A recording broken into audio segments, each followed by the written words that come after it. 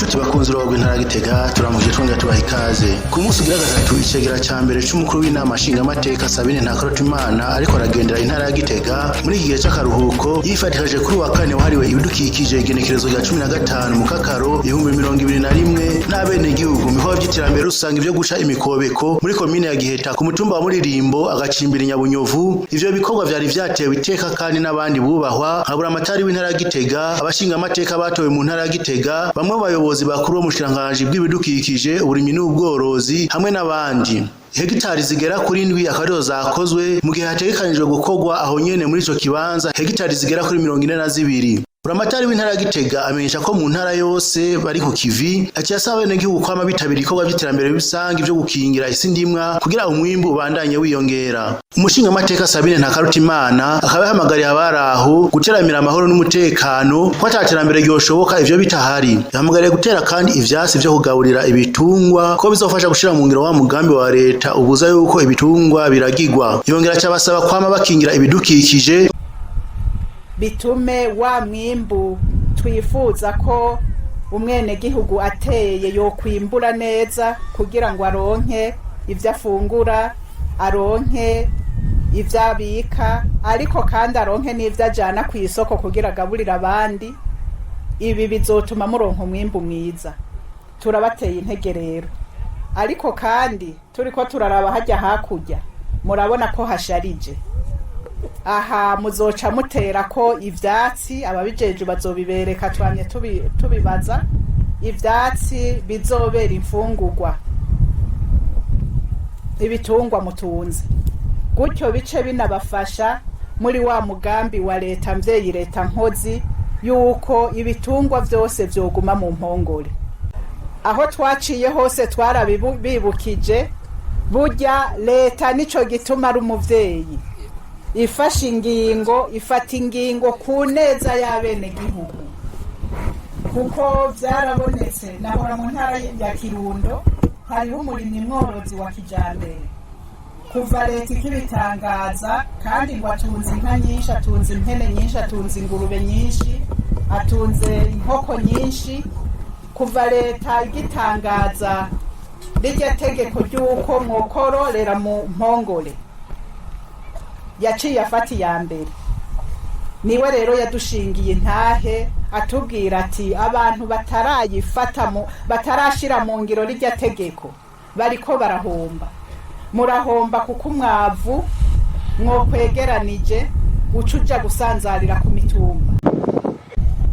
Murahomba kuko mu ntango z'uku kwezi abashinga amateka mwasize imbere twaragendeye ryahinguriro Fomi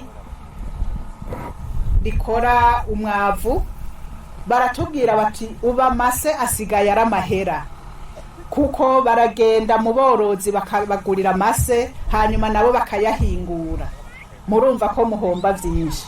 Nyakubahwa musitanteri, nyakubahwa buramatari, eka n'izindi ndongozi ziri ngaha cane mu burimyi n'ubworozi, mukomeze kubasigurira bumve ko gutungira mu mpongore ahubwo birimwo kunguka, hako umuntu yiyumvira ko biba ngo guhomba, ariko no kuvyitegurira kugira ngo iyi mikobeko turiko turaca dukingira isi ndimwa, ahubwo duce dutera ko n'ivyatsi bizotuma muri za mpongore turonka ivyo tugaburira ibitungwa vyacu. Ariko kandi igihe nk'iki ntitwokwiteza imbere tutabumbatiye amahoro n'umutekano.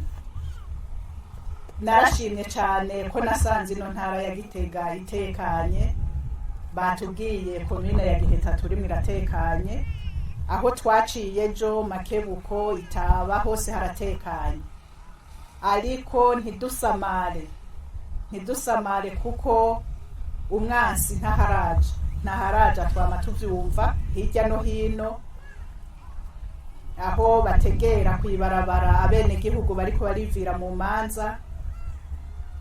Aha ku mutumba wanyu, muri zone yanyu, mw'ikomine yanyu, mu ntara yanyu, mubumbatira amahoro n'umutekano.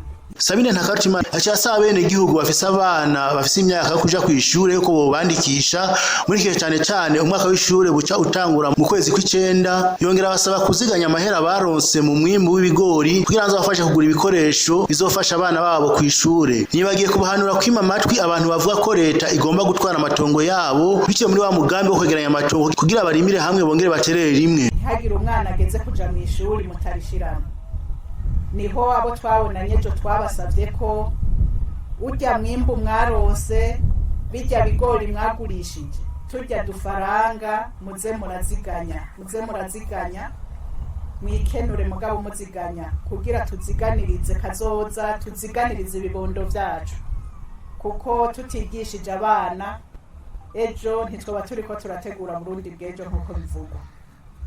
Aha turaciye imikobeko, kumbure hariho no mu wundi mutumba hakurya hose ndabona ko iciye umwe wese itongo riguma riye, ariko aba babijejwe baratweretse ko bashize imirima hamwe umwe wese akagumana akarima kiwe, ariko bakarimira rimwe bagaterera rimwe, biragwiza umwimbu cane kuko niyo haje ingwara birorohera bariya baza gupompa ko babikora bakurikiranye imirima iri hamwe.